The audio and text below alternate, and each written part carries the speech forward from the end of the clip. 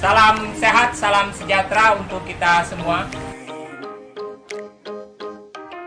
Nah, kita akan diskusi tentang sejarah kesejahteraan sosial dan pekerja sosial. Ya, itu dua hal yang tidak terpisahkan. Sejarah kesejahteraan sosial itu menjadi sebuah ilmu, menjadi ilmu kesejahteraan sosial itu berawal dari kelompok-kelompok keagamaan di dunia. Ya, kalau kita ingat di Eropa, di Inggris ya ada revolusi industri ya. Di sana terjadi permasalahan-permasalahan sosial dan lembaga-lembaga keagamaan juga merespon dengan mendirikan beberapa kegiatan-kegiatan yang sifatnya filantropi ya, kemudian juga yang bersifat kemanusiaan. Kalau filantropi karena dasarnya keagamaan, dan kemanusiaan itu kalau setiap orang melihat orang lain yang berusaha, biasanya muncul rasa kemanusiaan, ingin membantu. Maka lahirlah kegiatan-kegiatan dan lembaga-lembaga yang memberikan bantuan. Nah, pada saat itu bantuan dilakukan seperti biasa, jadi diberikan misalnya orang sakit diberikan bantuan, orang kekurangan uang diberikan bantuan uang, diberikan makanan. Itu hal yang sifatnya langsung. Biasanya mereka dilakukan tanpa dipikirkan kira-kira nanti dampaknya seperti apa buat mereka orang yang dibantu, apakah akan baik atau biasa-biasa saja, ketergantungan dan sebagainya. Maka kemudian muncul pemikiran ya dari sejarahnya tadi, muncul kayaknya kalau dilakukan kegiatan-kegiatan ini secara sporadis ya, tidak terarah begitu ya, hanya sifatnya temporer begitu, tidak berkelanjutan. Kemudian tercetuslah bagaimana apa yang sudah dikerjakan tadi, aktivitas itu kemudian dibukukan ya menjadi sebuah guideline ya, menjadi sebuah ilmu ya. Jadi itu sejarah kenapa ilmu kesejahteraan sosial ada di perguruan tinggi. Jadi yang ada di Indonesia kurang lebih 30 perguruan tinggi baik negeri dan swasta. Melihat pada sejarah perkembangan ilmunya adalah berasal dari pengalaman yang autodidak dilakukan oleh lembaga-lembaga kemanusiaan. Yang umumnya itu lembaga kemanusiaan keagamaan ya. Di Indonesia pun demikian. Jadi profesi ini belum lahir ya. Jadi ada justru lembaga keagamaan besar ya, seperti kita kenal misalnya NU, Muhammadiyah, ada lembaga misalnya Kristen atau Katolik. Nah, mereka mengembangkan namanya kegiatan-kegiatan sosial melalui yayasan yang sifatnya untuk pendidikan, bantuannya untuk kesehatan dan ekonomi atau kemanusiaan.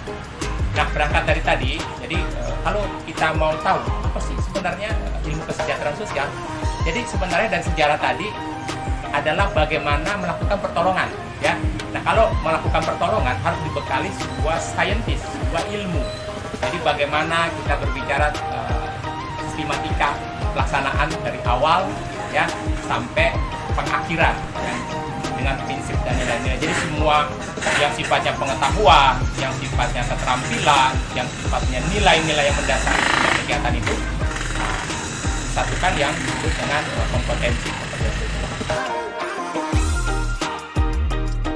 Oke, lalu apa sih perbedaan antara ilmu kesejahteraan sosial dan pekerja sosial? Nah, kalau ilmu kesejahteraan sosial itu adalah ilmu yang dipelajari di perguruan tinggi ya, yang melahirkan orang-orang yang disebut dengan pekerja sosial. Jadi berbeda ya. Jadi kalau di perguruan tinggi itu kalau kita kenal di jurusannya apa? Oh, di jurusannya KS, kesejahteraan sosial ya.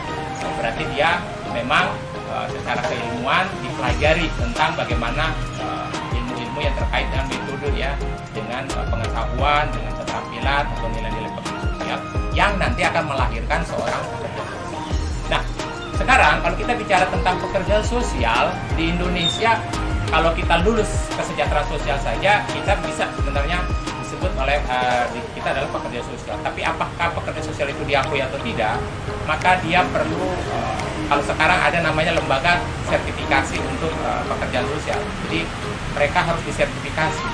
Nah, kalau untuk sertifikasi ini mereka biasanya diminta dulu setelah lulus ya, mereka sudah punya pengalaman tidak ya untuk praktek pekerja sosial. Nah, kalau mereka sudah punya pengalaman, kemudian begitu diuji dan lulus, maka mereka disebut dengan pekerja sosial yang kita kategorikan profesional ya, karena mereka kemudian diakui secara legalisasinya ada. Sedangkan mereka yang lulus dari kesejahteraan sosial belum tentu menjadi pekerja sosial.